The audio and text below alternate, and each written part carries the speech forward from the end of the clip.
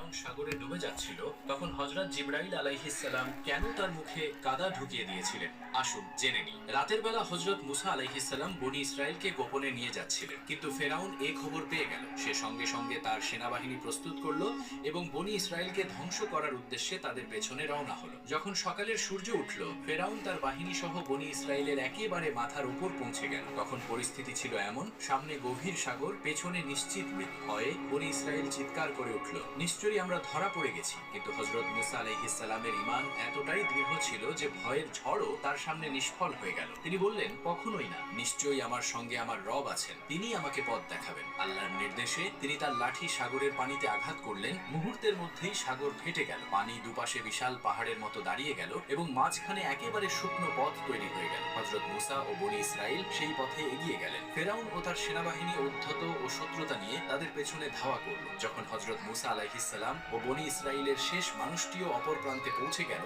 তখন আল্লাহ পানি আবার একত্রিত করে দিলেন এবং সবাইকে ডুবিয়ে দিলেন। ডুবে যাওয়ার মুহূর্তে ফেরাউন বলল, আমি ঈমান আনলাম যে তিনি ছাড়া আর কোনো উপাস্য নেই যার উপর বনী ইসরাইল ঈমান এনেছে, আর আমি অনুগতদের অন্তর্ভুক্ত।